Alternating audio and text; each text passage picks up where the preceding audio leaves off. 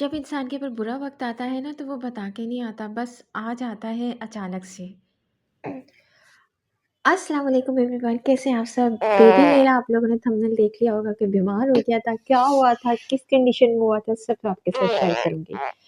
तो चलते हैं हम लोग व्लॉग की तरफ।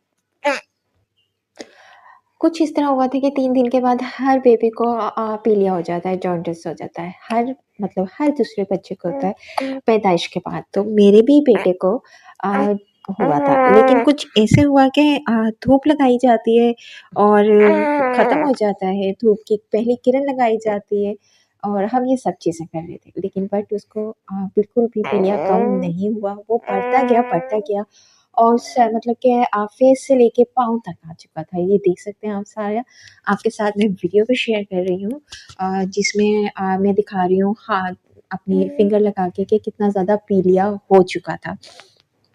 ब्लू रिबन का जो रेशो था, मैं रिपोर्ट भी आपके साथ लगा दूँगी, 14 पॉइंट था। मतलब काफ़ी हो चुका था। लोग बोलते हैं इससे भी ज़्यादा हो जाता है, लेकिन इस कंडीशन में ना एडमिट ही करना पड़ता है नर्सरी में, जहाँ बेबी को ब्लू रेज़ वग़ैरह रखती हैं मशीन में और फिर उसके बाद उनका जो पीलिया है वो कम होता है। इसके अलावा जो बॉटल्स वग़ैरह होती हैं, ड्रिप्स के ज़रिए भी पीलिया कम किया जाता है और इसे चैम्बर लगा के ड्रिप के ज़रिए इन बेबीज़ को इनका जो होता है यूरिन के ज़रिए पीलिया निकाला जाता है।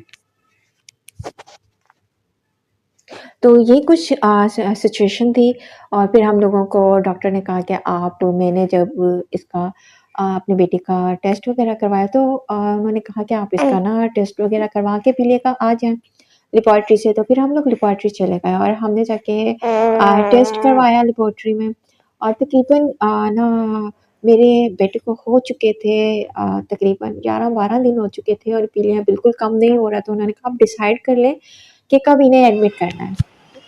पहले आप इसका टेस्ट करवा लें। मैंने जी इनका टेस्ट करवा लिया और जाके जब मैं टेस्ट में काफ़ी पीलिया आया और फिर डॉक्टर ने कहा जी एडमिट करना है, अब आप सोच समझ कर आ जाएँ और एडमिट कर लें। मैंने फिर अपने हस्बैंड को बताया, मेरे हस्बैंड आउट ऑफ सिटी थे, मैं हैदराबाद में थी, फिर हमने इन्हें हिलाल एमर में एडमिट करा दिया और फिर मैं वेट कर रही थी, वो आ गए और हमने इसे रात में ही एडमिट करा दिया। डॉक्टर ने हमें 8 बजे कहा था कि बच्चे को एडमिट करना पड़ेगा। अल्लाह पाक किसी के बच्चे को बीमार ना करे और ख़ास तौर पे जो शुरू में जो होते हैं, बिल्कुल न्यूबॉर्न बेबीज़ होते हैं ना, बिल्कुल भी इन्हें बीमार ना करें। माँ-बाप का दिल बहुत कमज़ोर होता है, एक तो पहले इतनी हर्डन्स और परेशानियों के बाद हर चीज़ तो आपको हथेली में मिलती नहीं है, हर चीज़ के लिए आपको बड़ी स्ट्रगल करनी पड़ती है। मेरे बच्चों के साथ कुछ इस तरह का हिसाब है कि पहले मेरी बेटी जब पैदा हुई थी तो उसे निमोनिया हो गया था और भी उसके साथ भी यही प्रॉब्लम्स हुई थी, नर्सरी में एडमिट करना, सारा कुछ, वो सारी परेशानियाँ मैंने देखी थी और मैंने व्लॉग बिल्कुल नहीं बनाया था, लेकिन इस बार मैं आप लोगों के साथ ये सब चीज़ें शेयर कर रही हूँ। तो फिर ये हुआ कि हमें इसे एडमिट करना पड़ा और फिर हम 3 दिन रहे हॉस्पिटल में।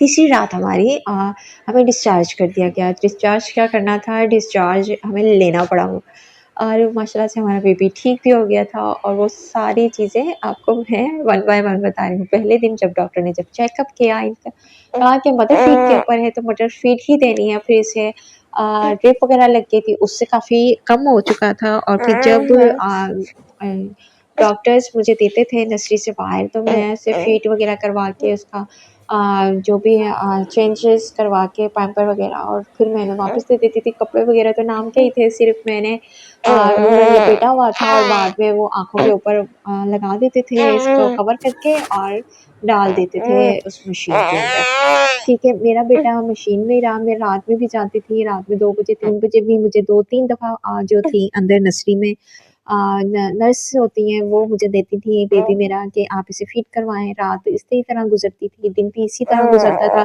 सारा दिन मैं अपने बेटे को देखती रहती थी कि वो आएगा, एकदम से उठ के बैठ जाती थी। तो और मेरा तकरीबन यही कोई 10वाँ 12वाँ दिन था और मुझे देखने वाले बोलते थे आपका सीज़र हुआ है, आपका सीज़र, आप इस हालत में हैं, आप कैसे बैठी हुई हैं?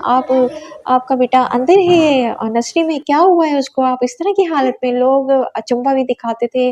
जो परेशानी होती है वो तो इंसान ने फेस करनी होती है, उससे उसमें तो इंसान में बाकी तो कोई भी नहीं आके मदर फीड ही मैंने ही देना था, बाकी तो कोई नहीं दे सकता ना, फ़ॉर्मूला मिल्क तो हमने लगाया ही नहीं था और दूसरे इस कंडीशन में भी मदर ही फीड डॉक्टर कहते हैं कि दें तो बच्चा जल्दी ही रिकवर होता है। अच्छा, मैंने कुछ इस तरह की भी नर्सेस वग़ैरह देखी थी जो बहुत काम छोड़ती कहती सुला के भी आप दें, हम सिर्फ़ और सिर्फ़ ना मशीन के अंदर बच्चे को रखेंगे। ये भी सारा मैंने ना देखा सब कुछ किया। फिर हमने डिस्चार्ज लिया, डॉक्टर्स ने कहा आपका बेटा ठीक है, बड़े जो डॉक्टर्स आए उन्होंने चेकअप किया, सर्जन डॉक्टर्स ने जो बेबी स्पेशलिस्ट थे, तो उन्होंने सारा चेकअप किया, सारे डॉक्टर्स वग़ैरह ने उन्होंने कहा अब आपका बेटा ठीक है, लेकिन आप इसे रख सकते हैं या आप लेके जा सकते हैं, ये आप पर है। ठीक है जी, हम लोगों ने डिस्चार्ज करवा लिया और हमने घर आना था क्योंकि हॉस्पिटल में रहना बहुत मुश्किल काम है और बहुत ज़्यादा प्रॉब्लम फेस करने पड़ते हैं मुझे, मेरे हस्बैंड को, साथ मेरी बेटी वो बिल्कुल घर में नहीं रहती है, मतलब कि नहीं रह रही थी किसी के पास भी, वो हमारे पास ही रहती थी। हम 3 लोग एक बच्चे के पीछे